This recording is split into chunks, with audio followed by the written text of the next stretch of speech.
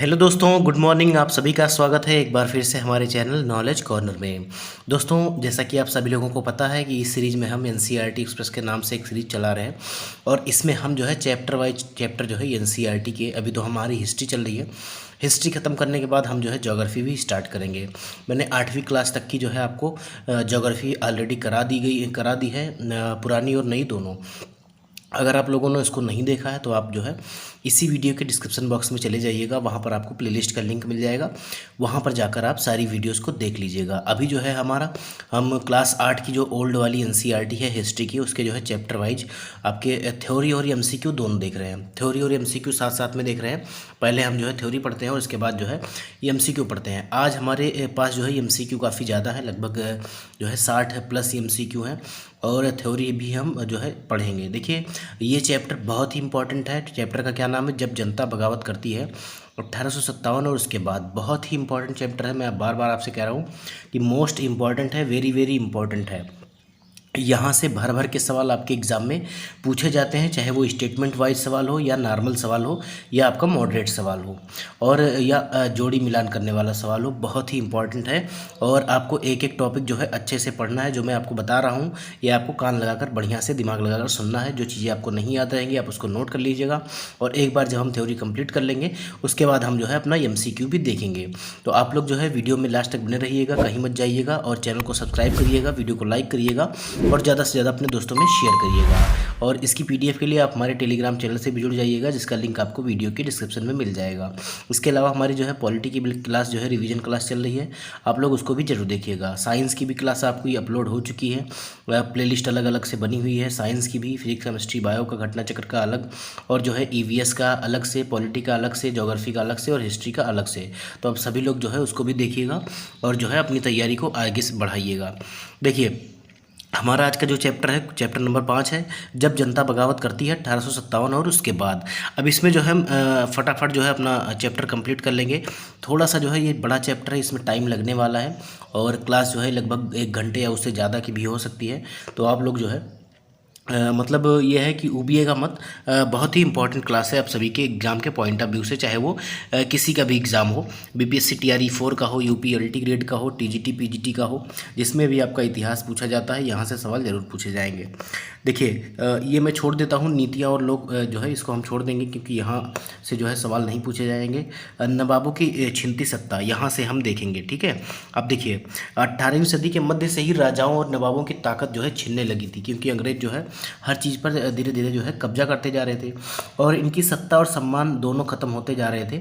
बहुत सारे दरबारों में रेजिडेंट तैनात कर दिए गए। स्थानीय शासकों को की स्वतंत्रता घटती जा रही थी, उनकी सेनाओं को भंग कर दिया गया और उनके राजस्व वसूली के अधिकार व इलाके एक एक करके छीने जा रहे थे। बहुत सारी स्थानीय शासकों ने अपने हितों की रक्षा के लिए कंपनी के साथ बातचीत भी की। उदाहरण के लिए झांसी की रानी लक्ष्मीबाई चाहती थी कि कंपनी उनके पति की मृत्यु के बाद उनके गोद लिए हुए बेटे को जो है राजा मान ले, परंतु जो है आप पहले ही जानते हैं कि जो डलहौजी नीति लेके आया था, डॉक्ट्राइन ऑफ स्लैब्स या हड़प की नीति, अगर मतलब किसी राजा रानी का पुत्र नहीं है तो वो जो है दत्तक पुत्र को या गोद लिए हुए पुत्र को जो है राजा नहीं बना सकते हैं। और अगर ऐसा नहीं है, अगर पुत्र नहीं है तो वो राज्य जो है अंग्रेज हड़प लेंगे। तो इसी की वजह से बहुत ज़्यादा जो है आक्रोश लोगों में व्याप्त था, जमींदारों में और राजाओं में। देखिए, पेशवा बाजीराव द्वितीय के दत्तक पुत्र जो थे नाना साहब ने भी कंपनी से आग्रह किया कि उनके पिता को जो पेंशन मिलती थी वह जो है मृत्यु के बाद उन्हें मिलने लगे। अपनी श्रेष्ठता और सैनिक ताकत के नशे में चूर कंपनी इन निवेदनों को ठुकरा दिया। अब देखिए, आप सभी लोगों ने देखा ही होगा कि बक्सर का युद्ध, प्लासी का युद्ध, बक्सर के युद्ध के बाद जो है इनको जो है जो बाजीराव के द्वितीय के दत्तक पुत्र थे नाना साहब, इनको भी जो है कंपनी से पेंशन मिलती थी, लेकिन बाजीराव द्वितीय को तो मिलती ही थी। इसके बाद अब इनको जो है मिलनी बंद हो गई, अंग्रेजों ने बंद कर दिया क्योंकि ये जो है दत्तक पुत्र थे। अवध की रियासत अंग्रेजों के कब्जे में जाने वाली आखिरी रियासतों में से एक थी। 1801 में जो है एक सहायक संधि वेलेजली लेकर आया था, मैंने आपको पहले ही बताया, ये ठोकी गई इसके ऊपर। और इसके अलावा जो है 1856 में इन्होंने अंग्रेजों ने उसे अपने कब्जे में ले लिया। कैसे ले लिया? ये डॉक्ट्राइन ऑफ स्लेब्स के अंतर्गत ले लिया और इन्होंने कहा कि अवध के जो नवाब हैं वाजिद अली शाह जो है ये जो है गद्दी अपना बहुत अच्छे से नहीं चला पा रहे हैं और कुशासन के आरोप लगाकर अवध को जो है इन्होंने अपने साम्राज्य में मिला लिया। गवर्नर जनरल डलहौजी ने ऐलान कर दिया कि रियासत का शासन ठीक तरीके से नहीं चलाया जा रहा है, इसीलिए शासन को दुरुस्त करने के लिए ब्रिटिश प्रभुत्व जरूरी है। कंपनी ने मुगलों के शासन को खत्म करने की भी पूरी योजना बना ली। कंपनी द्वारा जारी किए गए सिक्कों पर से मुगल बादशाह का नाम हटा दिया गया और देखिए 1849 में गवर्नर डलहौजी ने ऐलान किया कि बहादुर शाह जफर की मृत्यु के बाद बादशाह के परिवार को लाल किले से बाहर निकाल दिया जाएगा।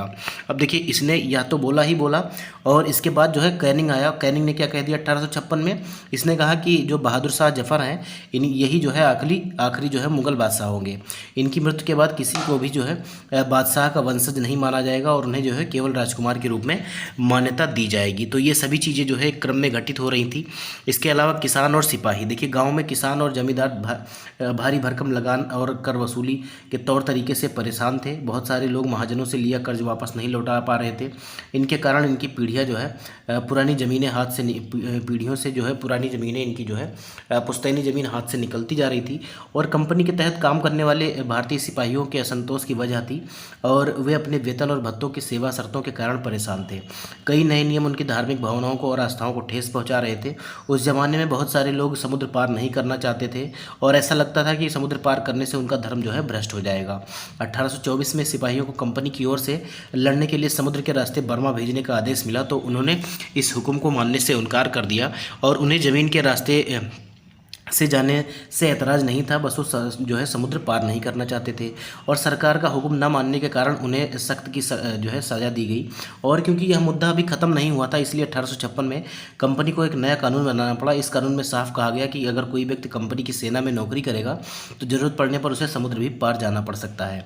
सिपाही गाँवों के हालात से परेशान थे। बहुत सारे सिपाही खुद किसान के परिवार से थे, वे अपने परिवार गाँव में छोड़ कर आए थे, लिहाजा किसानों का गुस्सा जल्द ही सिपाहियों में भी फैल गया। आगे देखिए ये एक पृष्ठभूमि तैयार हो रही थी धीरे धीरे किसके लिए 1857 के विद्रोह के लिए। अब कोई एक कारण नहीं था इसका, अगर मुख्य कारण पूछा जाएगा तो वो तो चर्बी लगे कारतूस था, याद रखिएगा, नई एनफील्ड जो राइफल थी। लेकिन अगर वैसे कारण पूछा जाए तो सामाजिक कारण भी, धार्मिक कारण भी और जो है आर्थिक कारण भी था, याद रखिएगा। आगे कहा जा रहा है कि सुधारों की प्रतिक्रिया। अंग्रेजों को लगता था कि भारतीय समाज को जो है सुधारना जरूरी है। सती प्रथा रोकने और विधवा विवाह को बढ़ावा देने के कानून बनाए गए। अंग्रेजी भाषा की शिक्षा को जमकर प्रोत्साहन दिया गया। 1830 के बाद कंपनी ने ईसाई मिशनरियों को खुलकर काम करने और यहाँ तक कि जमीन व संपत्ति जुटाने की भी छूट दे दी। 1850 में एक नया कानून बनाया गया जिससे जो है ईसाई धर्म को अपनाना और आसान हो गया और इस कानून में प्रावधान किया गया कि अगर कोई व्यक्ति ईसाई धर्म अपनाता है तो भी पुरखों की संपत्ति पर उसका अधिकार पहले जैसा ही रहेगा। बहुत सारे भारतीयों को यकीन हो गया था कि अंग्रेज उनका धर्म और उनके सामाजिक रीति रिवाज और परंपरागत जीवन शैली को जो है नष्ट कर रहे हैं।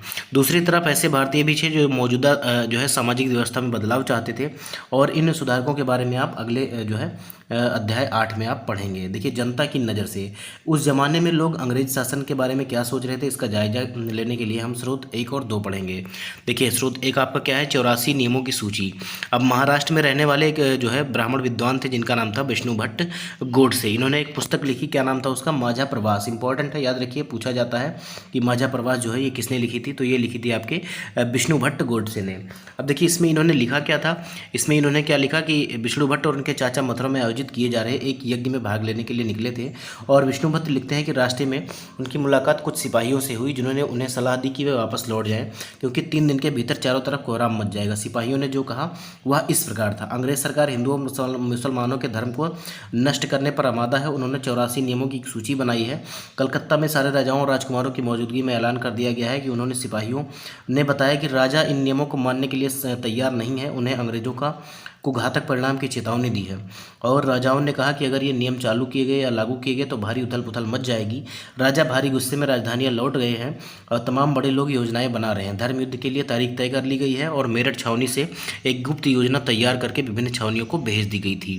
देखिए आगे क्या कहा जा रहा है स्रोत 2 में कि उस दौर की एक झलक जो है सूबेदार सीताराम पांडे के संस्मरणों में मिलती है। इनके संस्मरण का नाम क्या था, तो सिपाही से सूबेदार तक, और इसका अंग्रेजी में ट्रांसलेशन जो किया गया था नारगेट के द्वारा, इसे बोला गया फ्रॉम सिपाही टू सूबेदार।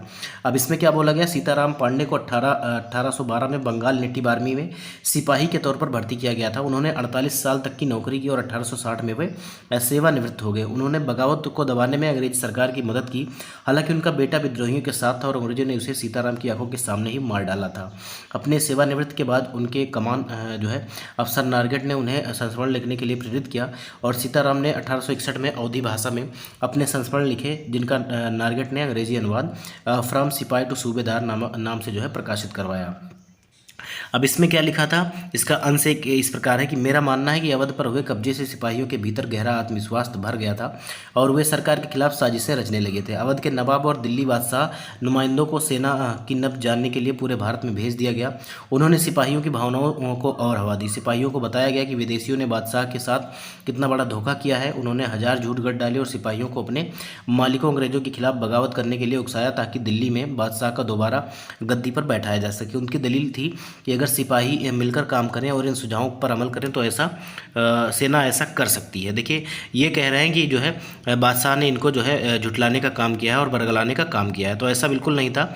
और संयोग से इसी समय सरकार के हर एक रेजिमेंट के कुछ लोगों को नई राइफल का इस्तेमाल करने का तरीका बताने के लिए अलग अलग छावनियों में भेजा गया। इन लोगों ने कुछ समय तक सिपाहियों को प्रशिक्षण दिया और इस दौरान न जाने कहाँ से यह खबर फैल गई कि इन राइफलों में इस्तेमाल होने वाले कारतूसों पर गाय और सूअर की जो है चर्बी का लेप लगाया गया है। अब हमारी रेजिमेंट के लोग दूसरे लोगों को यह लिखकर भेजने लगे और जल्द ही हर एक रेजिमेंट में उत्तेजना का माहौल बन गया। कुछ लोगों ने कहा कि 40 साल की नौकरी में सरकार ने उनके मजहब को चोट पहुंचाने के लिए कभी कुछ नहीं किया था, लेकिन जैसा कि मैंने पहले ही जिक्र किया, अवध पर कब्जे के कारण सिपाही पहले से ही गुस्से में थे और स्वार्थी लोगों ने यह फौरन कहानी गढ़ दी कि अंग्रेज तो सबको ईसाई बनाना चाहते हैं और इसीलिए उन्होंने ऐसा कारतूस जो है तैयार किया है ताकि उन्हें इस्तेमाल करने से मुसलमान हिंदू दोनों का धर्म जो है नष्ट हो जाए। अब देखिए ये कैसा था, एक जो है कारतूस आया, नई राइफल जब आई तो उसको जो है मुंह से उसको फाड़ के डालना पड़ता था और मुंह में जो है देखिए अब जो है गाय जो है वो हिंदू धर्म के लिए बहुत ही पवित्र चीज़ मानी जाती है और सूअर जो है ये मुस्लिम धर्म में बहुत ही जो है अपवित्र माना जाता है। तो इसीलिए इन दोनों को लगा कि इनका जो है धर्म भ्रष्ट हो रहा था और यही जो है मेन रीज़न बन गया 1857 की क्रांति का। देखिए यद्यपि शासक और प्रजा के बीच संघर्ष कोई अनोखी बात नहीं थी, लेकिन कभी कभी ये संघर्ष इतना फैल जाते हैं कि राज्य की सत्ता छिन जाती है। बहुत सारे लोग मानने लगे कि उनका सबका शत्रु एक है, इसीलिए वे सभी कुछ करना चाहते थे और इस तरह की स्थिति में हालात अपने हाथ में लेने के लिए लोगों को संगठित होना पड़ता है। उन्हें संचार, पहलकदमी और आत्मविश्वास का परिचय देना होता है। भारत के उत्तरी भागों में 1857 में ऐसी ही स्थिति पैदा हो गई थी। फतह और शासन के 100 साल बाद ईस्ट इंडिया कंपनी को एक भारी विद्रोह से जूझना पड़ रहा था। मई 1857 में शुरू हुई इस बगावत ने भारत में कंपनी के अस्तित्व को ही खतरे में डाल दिया। मेरठ से शुरू करके विद्रोहियों ने कई जगह बगावत की। समाज के विभिन्न तबकों के असंख्य लोग विद्रोहियों के तेवरों के साथ उठ खड़े हुए। कुछ लोग मानते थे कि 19वीं सदी में उपनिवेशवाद के खिलाफ दुनिया भर में यह सबसे बड़ा संघर्ष था। देखिए आगे क्या कहा जा रहा है, आगे आपको फोटो दिखाई गई है और कहा जा रहा है कि 3 जुलाई 1857 को 3000 से ज़्यादा विद्रोही बरेली से दिल्ली आ पहुंचे। उन्होंने यमुना पार किया और ब्रिटिश कैवलरी चौकियों पर धावा बोल दिया। यह युद्ध पूरी रात चलता रहा। देखिए मेरठ से दिल्ली तक 29 मार्च 1857 को युवा सिपाही मंगल पांडे को बैरकपुर में अफसरों पर हमला करने के आरोप में जो है फांसी पर लटका दिया गया। चंद दिन बाद मेरठ में तैनात कुछ सिपाहियों ने नए कारतूस के साथ फौजी अभ्यास करने से इनकार कर दिया और सिपाहियों को लगता था कि उन कारतूसों पर गाय और सूअर की चर्बी का लेप लगाया गया है। 85 सिपाहियों को नौकरी से निकाल दिया गया। उन्हें अफसरों का हुक्म न मानने के लिए 10-10 साल की सजा दी गई। यह 9 मई की बात थी। मेरठ में तैनात दूसरे भारतीय सिपाहियों की प्रतिक्रिया बहुत ज़बरदस्त रही और 10 मई को सिपाहियों ने मेरठ की जेल पर धावा बोलकर वहाँ बंद सिपाहियों को आज़ाद करा लिया और उन्होंने अंग्रेज अफसरों पर हमला करके उन्हें मार गिराया। उन्होंने बंदूक और हथियारों को अपने कब्जे में ले लिए और अंग्रेजों की इमारतों व संपत्तियों को आग के हवाले कर दिया। उन्होंने फिरंगियों के खिलाफ जो है युद्ध का ऐलान कर दिया। सिपाही पूरे देश में अंग्रेजों के खिलाफ अंग्रेजों के शासन को खत्म करने पर आमादा थे, लेकिन सवाल यह था कि अंग्रेजों के जाने के बाद देश का शासन चलाएगा कौन। सिपाहियों ने इसका भी जवाब ढूंढ लिया और वे मुगल बादशाह सम्राट जो है बहादुर शाह जफर को देश का शासन सौंपना चाहते थे। अब मेरठ के कुछ सिपाहियों की एक टोली जो है 10 मई को रात में ही घोड़े पर सवार होकर मुंह अंधेरे ही दिल्ली पहुंच गई और जैसे ही उनके आने की खबर मिली। दिल्ली में तैनात टुकड़ियों ने भी बगावत कर दी। वहाँ भी अंग्रेज अफसर मारे गए। देसी सिपाहियों ने हथियार व गोला बारूद कब्जे में ले लिया और इमारतों को आग लगा दी। विजयी सिपाही लाल किले की दीवारों के आसपास जमा हो गए और वो बादशाह से मिलना चाहते थे, और बादशाह अंग्रेजों की भारी ताकत से दो दो हाथ करने को तैयार नहीं थे, लेकिन सिपाही भी अड़े रहे। आखिरकार जो है जबरन वे महल में घुस गए। ठीक है, जबरन वे महल में घुस गए और उन्होंने बहादुर शाह जफर को अपना नेता घोषित कर दिया। बूढ़े बहादुर शाह जफर को सिपाहियों की यह मांग माननी पड़ी। उन्होंने देश भर के मुखियाओं और शासकों को चिट्ठी लिखकर अंग्रेजों से लड़ने के लिए भारतीय राज्यों का एक संघ बनाने का आह्वान किया, और बहादुर शाह के एकमात्र कदम से गहरे परिणाम सामने आए। अब देखिए, क्योंकि ये 80 साल के लगभग हो चुके थे और इनमें जो है हिम्मत नहीं थी, लेकिन ज़बरदस्ती इनको जो है मुखिया बना दिया गया। और इसके अलावा कभी कभी स्टेटमेंट में पूछता है कि सिपाही जो है 10 मई को नहीं पहुँचे थे, 11 मई को पहुँचे थे। कहाँ पे? दिल्ली में। तो बिल्कुल गलत हो जाएगा। सिपाही जो है ये 10 मई की रात्रि को ही, मुँह अंधेरे ही, ये कहाँ पे पहुँच गए थे? तो ये आपका जो है दिल्ली में पहुंच गए थे। देखिए, अंग्रेज़ों से पहले देश के एक बहुत बड़े हिस्से पर मुगल साम्राज्य का ही शासन था। ज़्यादातर छोटे शासक और रजवाड़े मुगल बादशाह के नाम पर ही अपने इलाकों का शासन चलाते थे। ब्रिटिश शासन के विस्तार से भयभीत ऐसे बहुत सारे शासकों को लगता था कि अगर मुगल बादशाह दोबारा शासन स्थापित कर लें तो वे मुगल आधिपत्य में दोबारा अपने इलाकों पर शासन हो जो है बेफिक्र चला सकेंगे। अंग्रेज़ों की इन घटनाओं की उम्मीद नहीं थी। उन्हें लगता था कि कारतूसों के मुद्दे पर पैदा हुई उथल पुथल कुछ समय में शांत हो जाएगी, लेकिन जब बहादुर शाह जफर ने बगावत को अपना समर्थन दे दिया तो स्थिति जो है रातों रात बदल गई। अक्सर ऐसा होता है कि जब लोगों को कोई रास्ता दिखाई देने लगता है तो उनका उत्साह साहस बढ़ जाता है। इससे उन्हें आगे बढ़ने की हिम्मत और उम्मीद और आत्मविश्वास मिलता है। अब देखिए, बगावत फैलने लगी। जब दिल्ली से अंग्रेज़ों के पैर उखड़ गए तो लगभग एक हफ्ता तक कहीं कोई विद्रोह नहीं हुआ। जाहिर है खबर फैलने में कुछ समय तो लगना ही था, और फिर विद्रोहियों का सिलसिला जो है शुरू हो गया। एक के बाद एक रेजिमेंट में सिपाहियों ने विद्रोह कर दिया और वे दिल्ली, कानपुर व लखनऊ जैसे मुख्य बिंदुओं पर दूसरी टुकड़ियों का साथ देने के लिए निकल पड़े। उनकी देखी कस्बों और गांवों के लोग भी बगावत के रास्ते पर चलने लगे। वे स्थानीय नेताओं, जमींदारों और मुखियाओं के पीछे संगठित हो गए। ये लोग अपनी सत्ता स्थापित करने और अंग्रेजों से लोहा लेने के लिए तैयार थे। स्वर्गीय पेशवा जो है बाजीराव के दत्तक पुत्र जो है नाना साहब ने अंग्रेजों से लोहा लेने के लिए जो है कानपुर के पास ये लोग रहते थे, और उन्होंने यहाँ सेना इकट्ठा की और ब्रिटिश सैनिकों को शहर से खदेड़ दिया। उन्होंने खुद को पेशवा घोषित कर दिया। अब देखिए, यहाँ से एक सवाल पूछा गया था कि इन्होंने जो है मुगल बादशाह का क्या घोषित कर दिया गया था। नाना साहब ने अपने आप को मुगल बादशाह का क्या घोषित किया? तो इन्होंने अपने आप को मुगल बादशाह का जो है पेशवा घोषित कर दिया था। याद रखिएगा, पेशवा घोषित कर दिया था। तो बहुत इंपॉर्टेंट सवाल है, यहाँ से टीआरई में सवाल बना था। और लखनऊ की गद्दी से हटाए गए नवाब वाजिद अली शाह के बेटे जो है बिरजिस कादिर को नया नवाब जो है घोषित किया गया।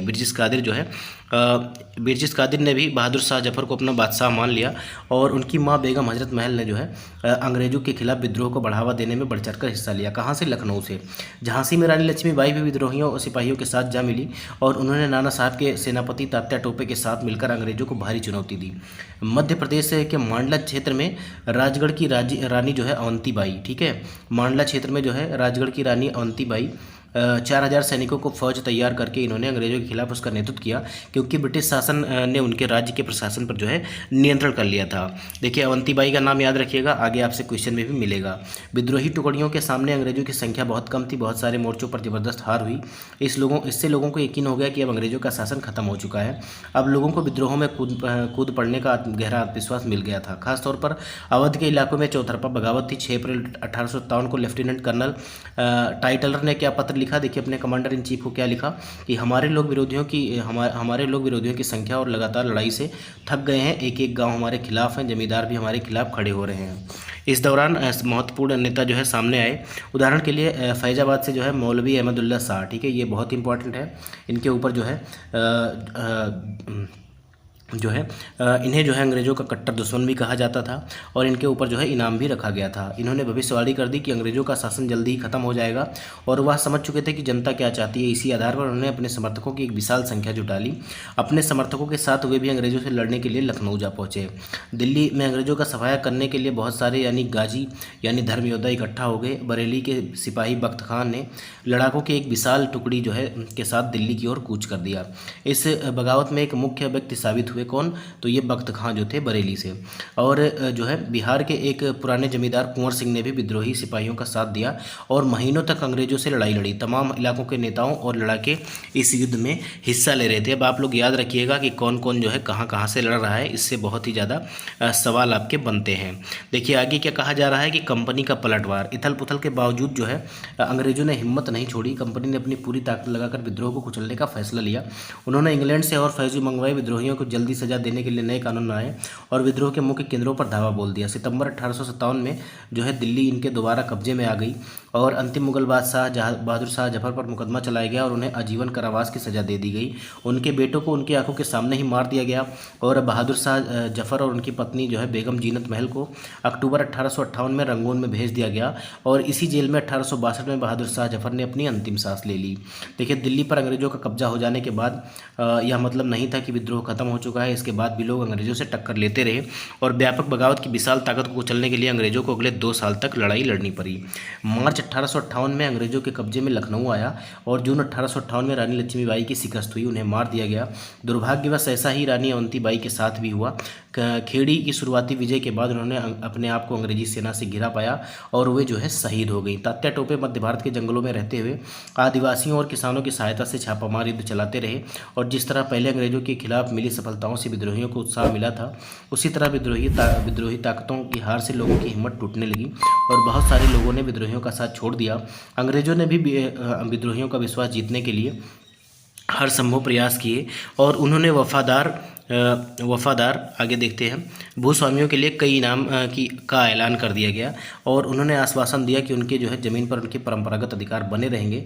जिन्होंने विद्रोह किया था उनसे कहा गया कि अगर वे अंग्रेजों के सामने समर्पण कर देते हैं तो उन्हें किसी अंग्रेज की हत्या नहीं की है तो वे सुरक्षित रहेंगे। अगर उन्होंने किसी अंग्रेज की हत्या नहीं की है तो वे सुरक्षित रहेंगे और ज़मीन पर उनके अधिकार और दावेदारी बनी रहेगी। इसके बावजूद सैकड़ों सिपाहियों, विद्रोहियों, नवाबों और राजाओं पर मुकदमे चलाए गए और उन्हें जो है फांसी पर लटका दिया गया। विद्रोह के बाद क्या हुआ, देखिए अंग्रेजों ने 1859 के आखिरी तक जो है देश को दोबारा नियंत्रण पा लिया, लेकिन अब वे पहले वाली नीतियों के सहारे शासन नहीं चला सकते थे। उन अंग्रेजों ने अहम बदलाव किए। ब्रिटिश संसद में 1858 में एक नया कानून पारित किया गया और ईस्ट इंडिया कंपनी के सारे अधिकार ब्रिटिश साम्राज्य के हाथ में सौंप दिए गए ताकि भारत मामलों को ज़्यादा बेहतर ढंग से संभाला जा सके। और ब्रिटिश मंत्रिमंडल में एक सदस्य को भारत मंत्री के रूप में नियुक्त किया गया और उसे भारत के शासन संबंधित मामलों को संभालने का जिम्मा सौंपा गया।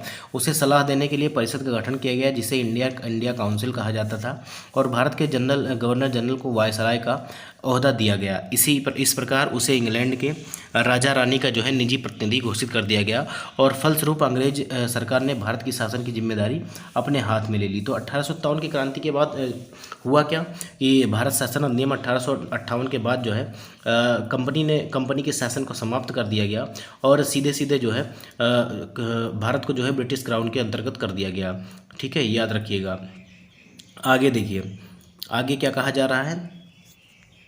आगे आपसे कहा जा रहा है कि देश के सभी शासकों को भरोसा दिया गया कि भविष्य में कभी भी उनके भू क्षेत्र पर कब्जा नहीं किया जाएगा और उन्हें अपनी विरासत अपने वंशजों यहाँ तक कि दत्तक पुत्रों को सौंपने की छूट दे दी जाएगी। पहले इसी के लिए विद्रोह हुआ था और लेकिन उन्होंने इस बात के लिए प्रेरित किया कि वे ब्रिटिश की रानी को ही अपना अधिपति स्वीकार करेंगे और इस तरह भारतीय शासकों को ब्रिटिश साम्राज्य के अधीन जो है शासन चलाने की छूट दे दी गई। मतलब आप राजा रानी तो बने रहेंगे, लेकिन होगा क्या कि आपको जो है अंतिम जो सर्वोच्च शक्ति है वो ब्रिटेन की रानी को ही मानना पड़ेगा।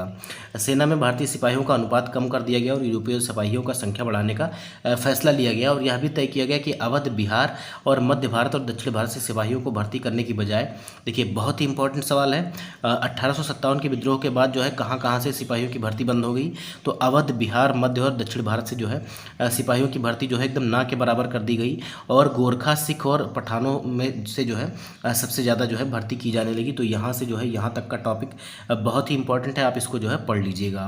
देखिए मुसलमानों की ज़मीन और संपत्ति बड़े पैमाने पर जब्त की गई, उन्हें संदेह था और शत्रुता के भाव से देखा जाने लगा। अंग्रेजों को लगता था यह विद्रोह उन्होंने ही खड़ा किया है। अंग्रेजों ने फैसला लिया कि वे भारत के लोगों के धार्मिक और सामाजिक रीति रिवाजों का सम्मान करेंगे और भूस्वामियों और जमींदारों की रक्षा करने तथा जमीन पर उनके अधिकारों के लिए स्थायित्व देने के लिए नीतियाँ बनाएंगे।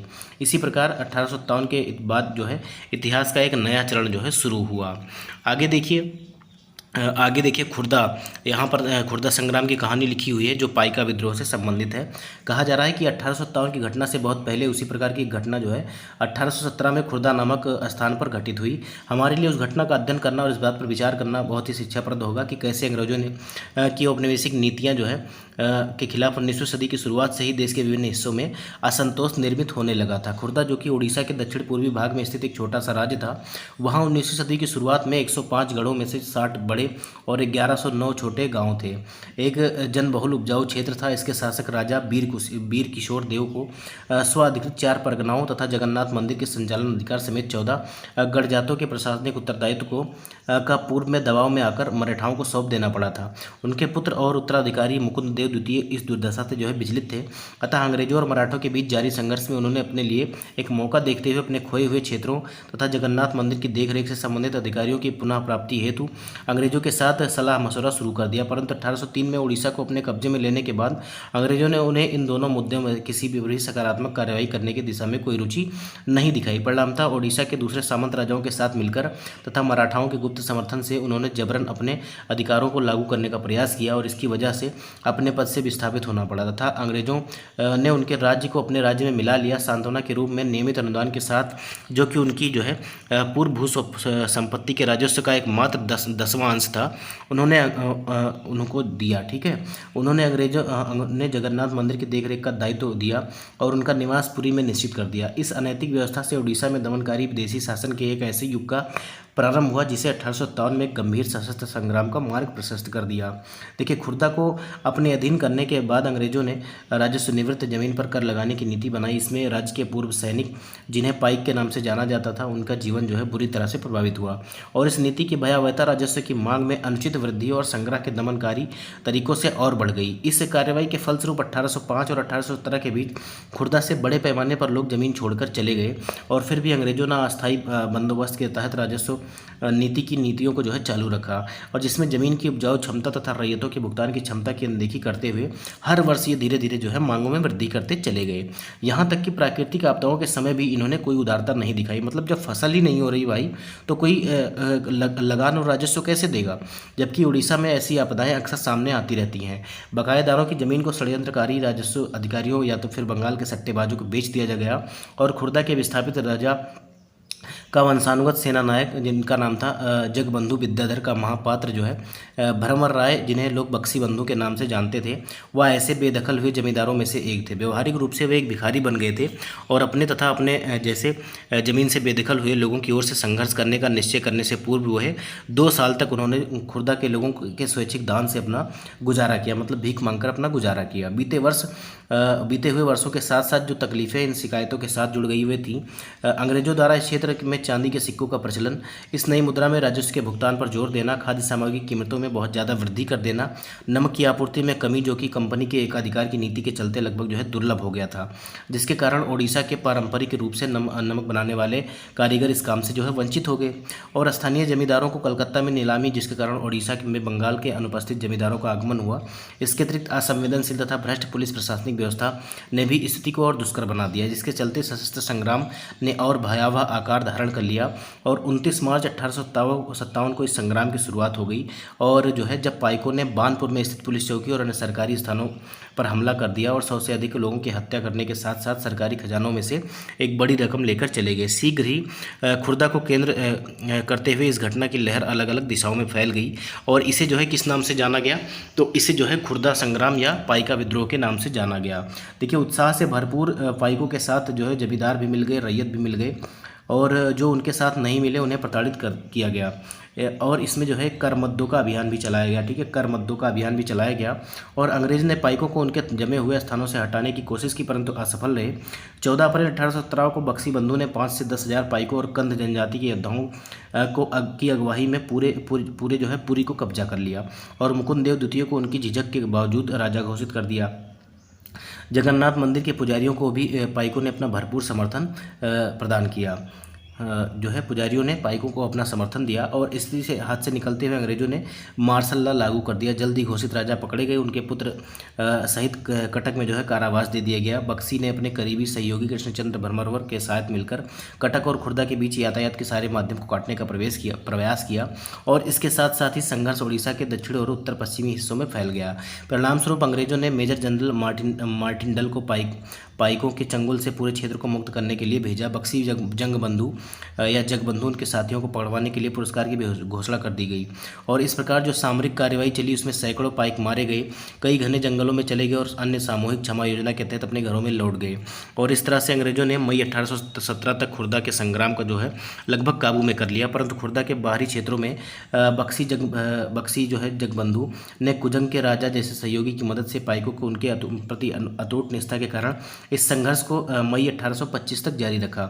जब उन्होंने अंग्रेजों के सामने आत्मसमर्पण कर दिया उसके उपरांत अंग्रेजों ने खुर्दा के लोगों के प्रति अपनी ओर से दयालु, अनुग्रहित और सहनशीलता की नीति अपनाई। पुलिस और न्यायिक व्यवस्था में आवश्यक सुधार किए, नमक की कीमतों में कमी की गई, जिन राजस्व अधिकारियों को भ्रष्ट पाया गया उन्हें कार्य से निष्कासित कर दिया गया, बेदखल जमींदारों को अपनी जमीन लौटा दी गई, दिवंगत खुर्जा के राजा के पुत्र रामचंद्र देव तृतीय को स्वतंत्र कर पूरी जाने का आदेश दिया गया और 26,000 रुपये के अनुदान के साथ उन्हें जगन्नाथ मंदिर की देखरेख का दायित्व भी सौंपा गया। संक्षेप में यह उड़ीसा में अंग्रेजों के विरुद्ध पहला लोकप्रिय सशस्त्र संघर्ष था जिसका उस क्षेत्र के ब्रिटिश शासन पर दूरगामी प्रभाव पड़ा। अतः इसे जो है पाइक विद्रोह कहना मतलब कमतर आंकना होगा। तो ये कब हुआ था? 1817 में हुआ था। इसका नेतृत्व किसने किया था? तो ये जो है बख्शी बंधु ने किया था, ऐसा हम बोल सकते हैं, बख्शी बंधु ने किया था परम शांति के लिए, एक जो है स्वर्गिक साम्राज्य की खातिर। अब देखिए, जब 1857 में भारत में विद्रोह फैल रहा था उसी टाइम चीन के दक्षिणी भाग में एक विशाल जन विद्रोह पैदा हो रहा था और यह विद्रोह 1850 में शुरू हुआ और 1860 के मध्य में जाकर खत्म हुआ। हांग जिकुवांग के नेतृत्व में हजारों मेहनतकश गरीब लोगों ने परम शांति के स्वर्गिक जो है साम्राज्य की स्थापना के लिए लड़ाई लड़ी और इस विद्रोह को ताइपिंग विद्रोह के नाम से जाना जाता है। देखिए, आप लोगों ने सुना भी नहीं होगा और सवाल जब यहाँ से बनेगा तो आप पूछेंगे कि कहाँ से ये सवाल आपका पूछा गया। तो इसीलिए मैं कहता हूँ एनसीईआरटी आपको जो है ज़रूर पढ़नी चाहिए और एनसीईआरटी काफ़ी ज़्यादा इंपॉर्टेंट है आप सभी के लिए। देखिए, ताइपिंग विद्रोह कब हुआ? तो 1850 से 60 तक हुआ और इसके नेता कौन थे? तो हांग जिकुवांग थे। हांग जिकुवांग ने धर्मांतरण करके ईसाई धर्म अपना लिया और वह कन्फ्यूशियसवाद और बौद्ध आदि परंपरागत चीनी धर्मों के खिलाफ थे। ताइपिंग के विद्रोही एक ऐसे साम्राज्य की स्थापना करना चाहते थे जहाँ ईसाई धर्म को माना जाएगा और जो है इसके अलावा जहाँ किसी के पास निजी संपत्ति नहीं होगी, जहाँ सामाजिक वर्गों में स्त्री पुरुषों के बीच भेदभाव नहीं होगा, जहाँ अफीम, तंबाकू, शराब के सेवन तथा वेश्यावृत्ति और गुलामी पर पाबंदी होगी। चीन में तैनात अंग्रेज और फ्रांसीसी सेनाओं ने ताइपिंग विद्रोह को दबाने के लिए किंग साम्राज्य के बादशाह को जो है काफ़ी मदद दी। देखिए आगे क्या कहा जा रहा है। तो आगे ये चैप्टर हमारा ख़त्म हो गया है दोस्तों। अब हम जो है इसके प्रश्नों को देखेंगे, तो आप लोग कहीं मत जाइएगा और जो है लास्ट में बने रहिएगा सेशन के। अब हम जो है एमसीक्यू अपना देखेंगे। तो आगे बढ़ते हैं और अपने प्रश्नों की तरफ चलते हैं। तो अभी हमने कौन सा चैप्टर देखा? चैप्टर नंबर 5 देखा, जब जनता बगावत करती है। हमने थ्योरी पढ़ी। देखिए, मैंने कुछ इंपॉर्टेंट टॉपिक वहाँ पर डिस्कस किए हैं, आप लोग उसको जरूर नोटिस कीजिएगा, जैसे ताइपिंग विद्रोह, पाइका विद्रोह। इसके अलावा 1857 की क्रांति में किसने कहाँ से नेतृत्व किया, ये चीज़ आप लोग याद रखिएगा। देखिए, हमारा पहला सवाल कह रहा है कि 1857 के विद्रोह की शुरुआत जो है कहाँ से हुई थी। इसकी विद्रोह की शुरुआत कहाँ से हुई थी? तो ये जो हुई थी विद्रोह की शुरुआत, ये मेरठ से हुई थी। इसका बी विकल्प जो है सही हो जाएगा। अगला सवाल कह रहा है कि 1857 के विद्रोह के समय भारत का गवर्नर जनरल कौन था? तो कौन था? तो ये आपका कैनिंग था। ठीक है, कैनिंग ही था। कैनिंग ने ही कहा था कि आखिरी जो मुगल सम्राट होंगे वो बहादुर शाह जो है जफ़र होंगे। इसके बाद किसी को भी मुगल बादशाह नहीं माना जाएगा और इनके बच्चों को केवल राजकुमार की पदवी दी जाएगी। तो बी विकल्प इसका सही हो जाएगा। अगर वेलीजली की बात की जाए तो सहायक संधि और डलहौजी की बात की जाए तो डॉक्ट्राइन ऑफ स्लैब्स। ठीक है, याद रखिएगा। अगला सवाल कर रहा है कि मंगल पांडे किस रेजिमेंट से संबंधित थे? तो मंगल पांडे जी जो थे ये 34वीं बंगाल नेटिव इन्फेंट्री, ठीक है, 34वीं बंगाल नेटिव इन्फेंट्री के जो है ये सदस्य थे, याद रखिएगा, सैनिक थे। ए विकल्प जो है ये हमारा सही हो जाएगा। अगला सवाल कह रहा है कि 1857 के विद्रोह के समय दिल्ली में विद्रोहियों के दिल्ली में विद्रोही का नेतृत्व किसने किया? तो किसने किया था आप सभी लोग जानते हैं कि ये वहाँ पर इन्होंने पहुंचकर बहादुर शाह द्वितीय को अपना जो है नेता बनाया था। तो ए विकल्प इसका सही हो जाएगा। अगला सवाल कह रहा है कि 1857 के विद्रोह को अंग्रेजों ने किस नाम से संबोधित किया? तो अंग्रेजों ने इसे किस नाम से संबोधित किया? तो इसे जो है सिपाही विद्रोह या सिपाही म्यूटिनी के नाम से जाना जाता है। बी विकल्प जो है सही हो जाएगा। अंग्रेजों ने कहा था कि यह मात्र जो है सिपाहियों का विद्रोह था। कह रहा है कि कौन सा नियम डलहौजी की लैप्स की नीति से संबंधित था? तो अब इन्होंने क्या कहा था कि अगर जिसका दत्तक पुत्र नहीं होगा उसका राज्य जो है हम हड़प लेंगे। तो दत्तक पुत्र को जो है अधिकारी या उत्तराधिकारी ना मानना, इसका जो है बी विकल्प हमारा सही हो जाएगा। अगला सवाल क्या कहा जा रहा है कि 1857 के विद्रोह में झांसी की रानी लक्ष्मीबाई कहाँ शहीद हुई थी? तो आप सभी लोग जानते हैं पिछले सेशन में मैंने ये इस तरह के सवाल आपको कराए हुए हैं। और ये कहाँ पे शहीद हुई थी? तो ये ग्वालियर में शहीद हुई थी। याद रखिएगा बी विकल्प जो है ये हमारा सही हो जाएगा। देखिए बेगम हजरत महल और इनका पुत्र जो था बिरजिस कादिर, इन्होंने कहाँ से नेतृत्व किया था? तो ये जो है लखनऊ से संबंधित है। याद रखिएगा इन्होंने 1857 की क्रांति का नेतृत्व जो है ये लखनऊ से किया था। बी विकल्प इसका सही हो जाएगा। अगला सवाल कह रहा है कि 1857 के विद्रोह में कानपुर का नेतृत्व किसने किया था?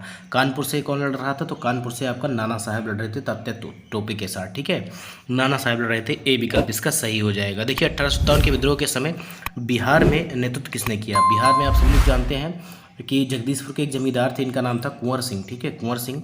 तो सी विकल्प इसका जो है सही हो जाएगा। यहाँ से आपके टीआरई में और बिहार का कोई भी एग्जाम हो, कुंवर सिंह से सवाल आपके बनते ही बनते हैं। देखिए अगला सवाल कह रहा है कि 1857 के विद्रोह को सबसे पहले किस इतिहासकार ने भारत का प्रथम स्वतंत्रता संग्राम कहा था? तो आप सभी लोग जानते हैं विनायक दामोदर सावरकर ने कहा था। वीडी सावरकर ने। इसका बी विकल्प जो है वो हमारा सही हो जाएगा। अगला सवाल कह रहा है कि 1857 में विद्रोह में अंग्रेजों के पक्ष में कौन सी शक्ति खड़ी हुई? तो इन्होंने अंग्रेजों का साथ दिया। सिंधिया, होलकर और हैदराबाद के निजाम जो थे, इन्होंने सभी ने जो है अंग्रेजों का साथ दिया। इसीलिए जो है भारत स्वतंत्र नहीं हो पाया था। संगठन की कमी थी, नहीं तो भारत 1857 में ही स्वतंत्र हो जाता और आज़ाद हो जाता। देखिए कहा जा रहा है कि 1857 के विद्रोह के बाद अंग्रेजों ने किस संस्था को भंग कर दिया? तो इन्होंने ईस्ट इंडिया कंपनी को जो है भंग कर दिया और सीधा सीधा भारत का शासन ब्रिटिश क्राउन के अंतर्गत एक्सेप्ट कर लिया। और अब जो है सीधा नियंत्रण जो है महारानी, जो ब्रिटेन की महारानी होती थी, उनके मन मुताबिक चलता था। अगला सवाल कह रहा है कि 1857 के समय लखनऊ में ब्रिटिश रेजिडेंट कौन था? तो ब्रिटिश रेजिडेंट आपका देख लीजिए, आंसर भी लिखा हुआ है हेनरी लॉरेंस। ठीक है, हेनरी लॉरेंस जो है ये आपका सही हो जाएगा। ए विकल्प इसका सही हो जाएगा। अगला सवाल कह रहा है कि 1857 के विद्रोह के समय कानपुर में नाना साहब के सेनापति कौन थे? तो नाना साहब के सेनापति कौन थे? तात्या टोपे। तात्या टोपे जो है ए विकल्प इसका सही हो जाएगा। अगला सवाल कह रहा है कि 1857 के विद्रोह के समय अवध की रानी कौन थी? अवध की रानी जो है बेगम हजरत महल थी। लखनऊ से जो है ये क्रांति का नेतृत्व कर रही थी। तो इसका बी विकल्प हमारा सही हो जाएगा, याद रखिएगा। अगला सवाल कह रहा है कि क्वेश्चन नंबर 17 की किसने विद्रोह 1857 के विद्रोह में अंग्रेजों की सहायता की? तो ग्वालियर के सिंधिया ने भी की, होलकर ने भी की और हैदराबाद के निजाम ने की भी। तो ये आपका तीनों ने की थी, इसीलिए आपका सही हो जाएगा। ठीक है, इसके अलावा जो है सिख भी थोड़ा शांति रहे थे। डी विकल्प जो है ये हमारा सही हो जाएगा। देखिए 1857 के विद्रोह का मुख्य कारण क्या था? अब वैसे तो आर्थिक शोषण भी था और लैप्स की नीति भी थी, कारतूस का उपयोग भी था और उपयुक्त सभी यहाँ पर हम नहीं कह सकते। मुख्य कारण जो था वो तत्कालिक कारण जो था ये आपका कारतूस प्रकरण था। याद रखिएगा कारतूस प्रकरण था।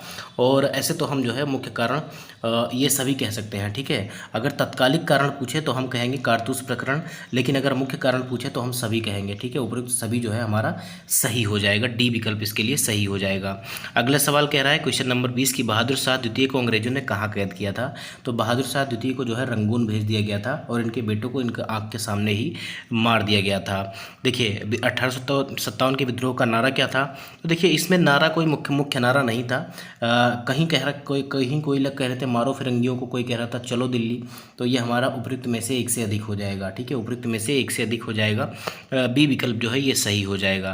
देखिए 1857 के विद्रोह के बाद किस अधिनियम के तहत जो है शासन ब्रिटिश क्राउन को सौंपा गया? तो ये 1858 का अधिनियम था, भारत शासन अधिनियम 1858। इसके तहत जो है भारत के शासन को जो है ब्रिटिश क्राउन को जो है सौंप दिया गया था। अगला सवाल कह रहा है कि झांसी की रानी लक्ष्मीबाई का वास्तविक नाम क्या था? अब इनका वास्तविक नाम था मणिकर्णिका। ठीक है, मणिकर्णिका नाम था। आप सभी लोग जानते हैं, ए विकल्प इसका सही हो जाएगा। अगला सवाल कह रहा है कि 1857 के विद्रोह में बरेली का नेतृत्व किसने किया था? तो बरेली में देखिए खान बहादुर या बख्त खां। ठीक है, याद रखिएगा खान बहादुर या बख्त खां जो है ये हो जाएगा। ये बख्त खां जो है ये लड़ते हुए जो है दिल्ली पहुंच गए थे और खान बहादुर खां जो है ये बरेली से नेतृत्व कर रहे थे, तो ए विकल्प जो है ये सही हो जाएगा। अगला सवाल कह रहा है कि 1857 में पंजाब में विद्रोह क्यों विफल हुआ? क्योंकि जो है सिखों ने अंग्रेज़ों का साथ दिया, ठीक है, सिखों ने जो है अंग्रेज़ों का साथ दिया और पंजाब कोई भी 1857 के विद्रोह में शामिल नहीं रहा, तो ए विकल्प जो है ये सही हो जाएगा। अगला सवाल कह रहा है कि 1857 के विद्रोह को किसने कहा कि ना तो राष्ट्रीय था ना ही संगठित था? तो ये किसने कहा था? तो ये आरसी मजूमदार ने कहा था, आरसी मजूमदार ने कहा था। वैसे ये राष्ट्रीय तो था पर यह संगठित नहीं था। अगला सवाल क्या कह रहा है कि कार्ल मार्क्स ने 1857 के विद्रोह को क्या कहा? तो थोड़ी सी यहाँ पर गलती हो गई पीपीटी बनाने में, आपको सभी सवाल जो है उसके आंसर आपको दिख रहे हैं, तो बी विकल्प जो है इसका सही हो जाएगा। अगला सवाल क्या कह रहा है कि 1857 के विद्रोह में सबसे पहली गोली चलाने वाला सैनिक, तो सबसे पहली गोली किसने चलाई थी? तो ये थे मंगल पांडे। इनको जो है फांसी की सज़ा दे दी गई थी, इन्होंने अपने जो है ऊपर के अधिकारी थे इनको जो है गोली मार दी थी, याद रखिएगा मंगल पांडे, तो इसका ए विकल्प जो है ये हमारा सही हो जाएगा। अगला सवाल कह रहा है कि 1857 के विद्रोह के समय ब्रिटिश प्रधानमंत्री कौन थे? तो ब्रिटिश के प्रधानमंत्री जो थे ये पामस्टन थे, ठीक है, पामस्टन थे, तो ये ए विकल्प जो है ये हमारा सही हो जाएगा। अगला सवाल कह रहा है कि 1857 के विद्रोह की सबसे बड़ी असफलता क्या थी? असफलता क्या थी?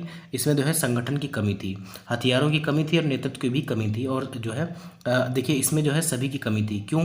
क्योंकि कोई अलग से लड़ रहा था, कोई अपनी जमींदारी बचाने के लिए लड़ रहा था, कोई अपना राज्य के लिए बचाने के लिए लड़ रहा था, लेकिन कोई भी जो है देश बचाने के लिए नहीं लड़ रहा था, और कोई एक केंद्रीय योजना नहीं थी इनके पास, केंद्रीय योजना नहीं थी। ये अपने अपने इलाके में सभी लोग जब चाहते थे हमला कर देते थे।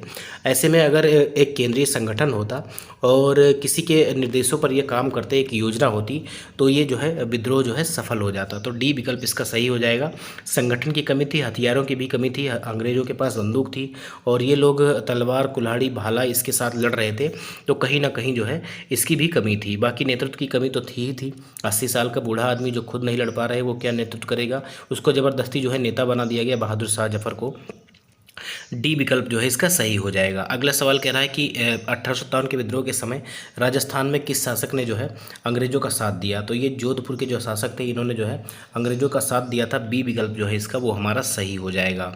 देखिए 1857 के विद्रोह में झलकारी बाई किसके रूप में प्रसिद्ध थी? ये विद्रोह में इनका नाम कहीं नहीं आता है और ये नॉर्मली क्वेश्चन आप सॉल्व कर लीजिए। देखिए ये जो है रानी लक्ष्मीबाई की हमशक्ल थी ऐसा कहा जाता है, और इन्होंने कई बार जो है अंग्रेज़ों को चकमा दिया था इसका उपयोग करके, तो ये बी विकल्प जो है वो हमारा सही हो जाएगा। मतलब हमशक्ल नहीं थी लेकिन जो है उन्हीं की तरह दिखती थी।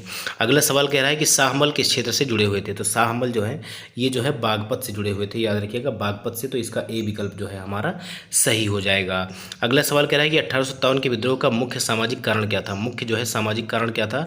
तो ये धार्मिक हस्तक्षेप, चर्बी लगे कारतूसों को मुख से जब खोलना पड़ता था तो इससे जो है अंग्रेज़ों के विरोध में जो है लोगों ने क्या कहा कि इससे जो है हिंदुओं का धर्म भी भ्रष्ट हो रहा है और मुसलमानों का भी, तो इसीलिए धार्मिक हस्तक्षेप था। अगला सवाल कह रहा है कि 1857 के विद्रोह के समय ग्वालियर में किसने अंग्रेज़ों का साथ दिया? तो ग्वालियर में जो है किसने अंग्रेज़ों का साथ दिया था? तो इन्होंने सिंधिया ने दिया था, याद रखिएगा सिंधिया ने, तो बी विकल्प इसका जो है वो हमारा सही हो जाएगा। अगला सवाल कह रहा है कि 1857 के विद्रोह के समय बहादुर शाह द्वितीय की उम्र क्या थी? तो इनकी उम्र जो है वो लगभग 80 साल थी, याद रखिएगा एग्जैक्ट नहीं, लगभग 80 साल थी, तो सी विकल्प जो है वो हमारा सही हो जाएगा। अगला सवाल कह रहा है कि कौन सा 1857 का विद्रोह का कौन सा क्षेत्र जो है सबसे अंत तक लड़ा? तो अवध जो है ये सबसे अंत तक लड़ा था, अवध, ठीक है, बी विकल्प जो है ये हमारा सही हो जाएगा। अगले सवाल कह रहा है कि 1857 में विद्रोह में दिल्ली के पतन के बाद विद्रोह का मुख्य केंद्र कौन सा था? तो मुख्य केंद्र जो है चाहे आप अवध कह लीजिए या आप लखनऊ कह लीजिए, बी विकल्प जो है ये हमारा सही हो जाएगा। अगला सवाल कह रहा है कि 1857 के विद्रोह को दबाने के बाद किस अधिनियम के तहत ब्रिटेन ने भारत को सीधे अपने अधीन कर लिया? तो 1858 का जो भारत शासन अधिनियम 1858 था, इसके तहत जो है भारत के शासन को सीधा सीधा ब्रिटिश क्राउन के अंतर्गत जो है सौंप दिया गया, तो इसका ए विकल्प सही हो जाएगा। अगला सवाल कह रहा है कि 1857 के विद्रोह के समय कौन सा यूरोपीय देश अंग्रेजों का सहयोगी था? कौन सा यूरोपीय देश अंग्रेजों का सहयोगी था? तो ना फ्रांस ने अंग्रेजों का सहयोग किया, ना पुर्तगाल ने किया, ना रूस ने किया, तो ये कोई नहीं हो जाएगा। डी विकल्प इसका जो है वो हमारा सही हो जाएगा। अगला सवाल कह रहा है, क्वेश्चन नंबर आपसे 1843 कि विद्रोह के समय किस अखबार ने भारतीयों के पक्ष में लेख लिखे। तो देखिए द ट्रिब्यून ने नहीं लिखे, द हिंदू ने भी नहीं लिखे, द न्यूयॉर्क टाइम ने भी नहीं लिखे, ये दिल्ली उर्दू अखबार जो था इसने लिखे थे। तो डी विकल्प जो है ये हमारा सही हो जाएगा। अगला सवाल कह रहा है कि 1857 के विद्रोह को एक महान विद्रोह किसने कहा। तो ये किसने कहा था, तो ये बेंजामिन डिज़रायली ने कहा था। ठीक है, बेंजामिन डिज़रायली ने कहा था। इसका बी विकल्प जो है सही हो जाएगा। वैसे देखिए यहाँ पर थोड़ी सी गलती हो गई है पीपीटी बनाने में, ये ऑप्शन जो है ये सभी आपको दिख रहे हैं, तो इससे जो है थोड़ा सा गलत प्रभाव पड़ रहा है। देखिए 1857 के विद्रोह के समय अवध की संधि के द्वारा अंग्रेजों ने अपने अधिकार में लिया। तो ये डॉक्ट्राइन ऑफ स्लैब्स थी, डलहौजी की जो है राज झड़पने की नीति थी, और 1856 के तहत जो है इसको अपने अधीन कर लिया अंग्रेजों ने। और ये कहा कि अवध के नवाब जो थे वाजिद अली शाह, ये जो है सही तरीके से शासन नहीं चला पा रहे थे। अगला सवाल आपसे कहा जा रहा है कि 1857 का विद्रोह का अंतर्राष्ट्रीय प्रभाव क्या था। अंतर्राष्ट्रीय प्रभाव क्या था, तो अंतर्राष्ट्रीय प्रभाव ये हुआ कि ब्रिटेन की संसद में अलग से जो है एक सचिव बनाया गया, और जो है इसकी चर्चा भी, भारत की चर्चा भी ब्रिटिश के सदन में होने लगी। तो बी विकल्प जो है ये हमारा सही हो जाएगा। अगला सवाल कह रहा है कि ब्रिटिश जो है 1857 के विद्रोह के समय दिल्ली को मुक्त कराने वाला प्रमुख नारा क्या था। अब देखिए प्रमुख नारा तो नहीं कह सकते, लेकिन ये एक नारा था, चलो दिल्ली। तो ये हमारा जो है ए विकल्प सही हो सकता है। अगला सवाल कह रहा है कि 1857 के विद्रोह के समय ब्रिटिश संसद में कौन सा नया पद जो है सृजित किया गया। तो ये जो है एक secretary of state for India, secretary of state for India का एक जो है पद जो है किया गया, और इनके लिए जो है एक जो है काउंसिल भी बनाई गई जो भारत के मामलों का देख रेख करेंगे। तो बी विकल्प जो है ये हमारा सही हो जाएगा। देखिए कुछ क्वेश्चन नंबर 50 आपसे कह रहा है कि 1857 के विद्रोह के बाद जो है ब्रिटिश शासन की सबसे बड़ी नीति क्या बनी। तो इन्होंने क्या कहा, फूट डालो और राज करो। ठीक है, फूट डालो और राज करो। इसी के क्रम में आपने देखा कि बंगाल का विभाजन कर दिया गया, और सांप्रदायिक जो है निर्वाचन अलग अलग दिया गया। तो ये सभी जो है इसी नीति का परिणाम था। अगला सवाल कह रहा है कि 1857 के विद्रोह के विफल होने का मुख्य कारण क्या था। अब मुख्य कारण क्या था, नेताओं की एकता में कमी, विदेशी सहायता में कमी, आधुनिक हथियारों की कमी। तो ये सभी जो है सही हो जाएगा। डी विकल्प इसका जो है ये हमारा सही हो जाएगा। अगला सवाल कह रहा है कि 1857 के विद्रोह के समय ईस्ट इंडिया कंपनी की सेना में कितने भारतीय सैनिक थे। तो देखिए एग्जैक्ट नहीं कहा जा सकता, लेकिन लगभग जो है 2.5 लाख सैनिक थे, 2,50,000। सी विकल्प जो है इसका सही हो जाएगा। अगला सवाल कह रहा है कि विद्रोह में फैजाबाद का नेतृत्व जो है किसने किया था। 1857 का जो विद्रोह था इसमें जो है फैजाबाद से नेतृत्व किसने किया था। तो ये मौलवी अहमदुल्लाह शाह थे, जिन्हें जो है अंग्रेजों का कट्टर दुश्मन भी माना जाता था, और इन्हें कहा भी जाता था। ए विकल्प जो है ये हमारा सही हो जाएगा। देखिए अगला सवाल कह रहा है कि विद्रोह के समय जो है 1857 के विद्रोह के समय कौन सा इलाका शांत रहा। तो जो है पंजाब भी शांत रहा, बंगाल भी शांत रहा, मद्रास भी शांत रहा। तो उपयुक्त में सभी हो जाएगा। ठीक है, उपयुक्त सभी हो जाएगा। बंगाल में बहुत ज़्यादा जो है विद्रोह नहीं हुआ था, लगभग शांत ही रहा था। अगला सवाल कह रहा है आपसे कि 1857 में विद्रोह के दौरान दिल्ली को अंग्रेज़ों ने कब पुनः जो है अपने कब्जे में किया। तो ये जो है सितंबर 1857 में इन्होंने पुनः अपने कब्जे में ले लिया था दिल्ली को। बी विकल्प जो है ये सही हो जाएगा। अगला सवाल कह रहा है कि अवध के नवाब वाजिद अली शाह को किस वर्ष हटाया गया गद्दी से। तो ये 1856 में कुशासन के आरोप में इनको गद्दी से हटाकर अवध को जो है ब्रिटिश साम्राज्य में मिला लिया गया था। अगला सवाल कह रहा है कि अंग्रेज़ों ने 1857 के विद्रोह को किस नाम से संबोधित किया। तो इन्होंने जो है सिपाही म्यूटनी या सिपाही विद्रोह कहा था। सिपाही म्यूटनी या जो है सिपाही विद्रोह के नाम से इसको जाना था, याद रखिएगा। अगला सवाल क्या कह रहा है कि 1857 में 1857 के विद्रोह का बिहार में नेतृत्व किसने किया था। तो ये कुंवर सिंह ने किया था। बी विकल्प इसका जो है वो हमारा सही हो जाएगा। देखिए 1856 में किसने ऐलान किया कि बहादुर शाह जफ़र आखिरी मुगल सम्राट होंगे। तो किसने कहा था। तो ये जो है डलहौजी ने कहा था। ठीक है, डलहौजी ने कहा था, याद रखिएगा। इसका बी विकल्प जो है ये हमारा सही हो जाएगा। अगला सवाल क्या कह रहा है कि माझा प्रवास नामक पुस्तक जो है माझा प्रवास नामक पुस्तक जो है किसने लिखी। तो माझा प्रवास नामक पुस्तक जो है ये विष्णु भट्ट गोडसे के द्वारा लिखी गई है। विष्णु भट्ट गोडसे के द्वारा लिखी गई है। अगला सवाल कह रहा है सिपाही से सूबेदार तक संस्मरण जो है किसके द्वारा लिखा गया है। तो ये जो है सीताराम पांडे के द्वारा लिखा गया है। सीताराम पांडे के द्वारा मैंने आपको बताया था। 61वें नंबर का जो है बी विकल्प हमारा सही हो जाएगा। अगला सवाल कह रहा है कि रानी अवंतीबाई ने 1857 की क्रांति में कहाँ से नेतृत्व किया था। तो आप सभी लोगों ने देखा कि मांडला में एक जगह पड़ती है, राजगढ़ मध्य प्रदेश में, वहीं से इन्होंने नेतृत्व किया था अपने 3000-4000 सैनिकों के साथ। तो बी विकल्प जो है वो हमारा सही हो जाएगा। अगला सवाल कह रहा है कि 1817 में पाइका या पाइक जो विद्रोह जो हुआ था उसका नेतृत्व जो है किसने किया था। बहुत इंपॉर्टेंट इंपॉर्टेंट सवाल है, याद रखिएगा। तो इसका विद्रोह जो है ये बक्सी जगबंधु ने किया था, बक्सी जगबंधु ने या बक्सी बंधु ने किया था। अब बी विकल्प जो है इसका सही हो जाएगा। अगला सवाल कह रहा है कि कर मुद्दों का अभियान किस विद्रोह से संबंधित है, तो ये आपका जो है पाइका विद्रोह से संबंधित है। पाइका विद्रोह कब हुआ था? 1817 में हुआ था। अगला सवाल कह रहा है कि ताइपिंग विद्रोह किस वर्ष प्रारंभ हुआ था? ताइपिंग विद्रोह किस वर्ष प्रारंभ हुआ था? तो ये 1850 से लेकर 1860 तक चला था। तो डी विकल्प इसका सही हो जाएगा। देखिए सेशन का लास्ट सवाल आपसे क्या कह रहा है कि 1850-60 में हुए ताइपिंग विद्रोह के नेता थे, तो कौन नेता थे? तो ये आपके जिकुआंग थे, ठीक है, जिकुआंग थे। बी विकल्प इसका जो है वो सही हो जाएगा। दोस्तों सेशन आप तक पहुंचाने में काफ़ी ज़्यादा मेहनत लगती है और बोलने में गला भी सूखने लगता है, और आप सभी से इतनी ही उम्मीद है कि आप सभी लोग जो है चैनल को सब्सक्राइब करेंगे, वीडियो को लाइक करेंगे और जो है ज़्यादा से ज़्यादा अपने दोस्तों में शेयर करेंगे। मिलते हैं अगले सेशन में अगले चैप्टर के साथ, तब तक के लिए आप लोग अपनी पढ़ाई जारी रखिए।